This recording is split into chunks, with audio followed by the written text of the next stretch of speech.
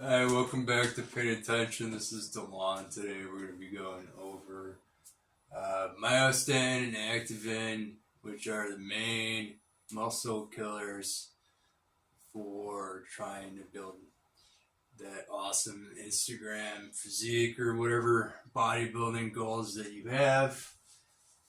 Both genes are related to the transforming growth factor beta family. So, but they do have different expressions, and Follistatin does inhibit both of those expressions, but the main expression that it inhibits is Activin type 2 and its receptors. And the way that it does that is through binding to the cell membrane so that Activin is not able to come into the cell and autocrenally change its makeup and make it into a muscle killing Activin cell or Myostatin secondarily. But the main thing that Follistatin does is inhibit Activin, and Myostatin is kind of a secondary response. Of the three isoforms of Follistatin, your primary chain is going to be 344 or 344, but a lot of those sequences are actually from different related functions, from reproductive to endothelial and vascularity. But the main muscular cell is going to be, or the main muscular isoform that's going to be, that has the best use case is 315. And so with 315, FST 315 is going to have the highest accretion rate and the fastest absorption time, which is key and instrumental for stopping those cell-killing, muscle-killing Activin type 2 receptor gene pathways, and along with Myostatin as well.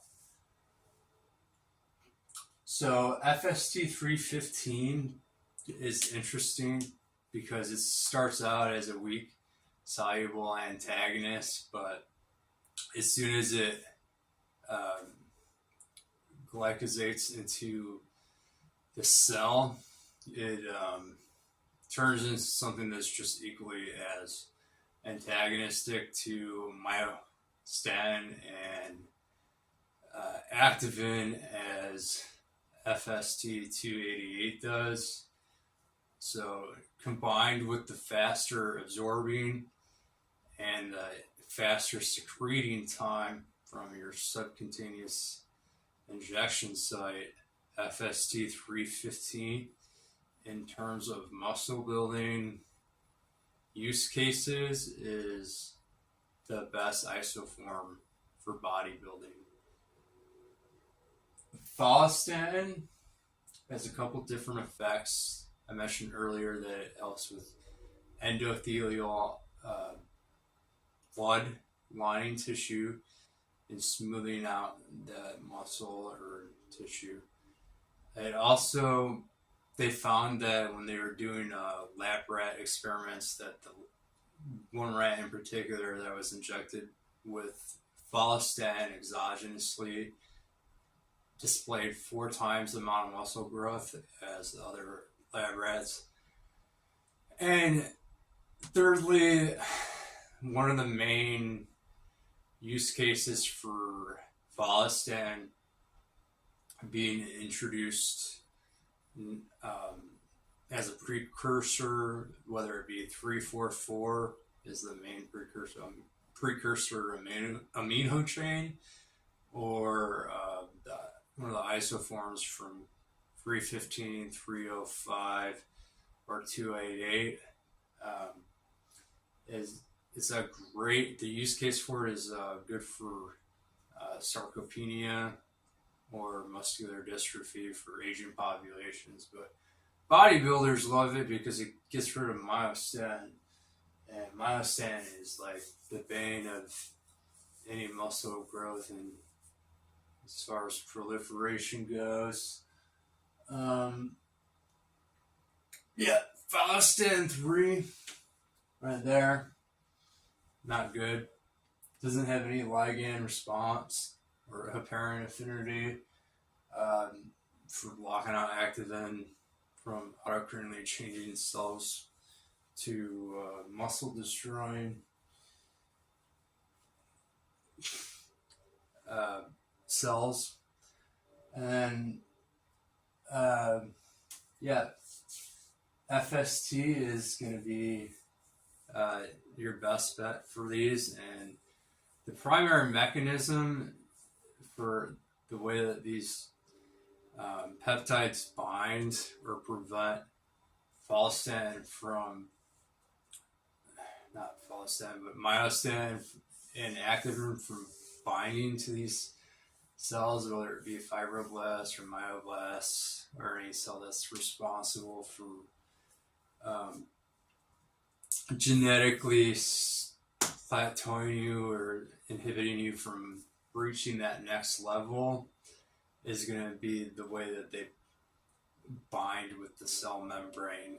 And so they almost like form a barrier outside the cell so that activin or myostatin can come in there and express their own genes or bind to the cell and autocritically change it, which is what makes FST and 315 the best peptide to use if you're trying to stop your body from artificially regulating your muscle growth and creating a plateau for you. Most doses of FST, as far as peptides go, are anywhere from 100 to 300 micrograms. So that'd be 0.001 to 0.003 of a milligram.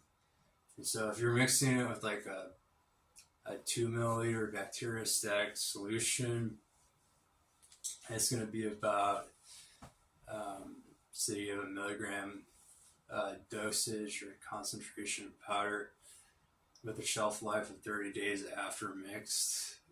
You're looking at 200 milligrams for a dose of 100 micrograms, which is going to be, it's going to allow you to continue daily dosing for about 10 days. So money isn't a factor, and you've hit a plateau. I highly recommend Myostatin. But yeah, follow me in the next part of my video, or my paid subscribership link down below if you're interested in seeing how to administer it and some of the techniques that I use, so that I don't cause myself risks for an infection or unnecessary pain or complications. Thanks for watching. This is The Lawn with Pain and Intention, and I'll see you in the next video.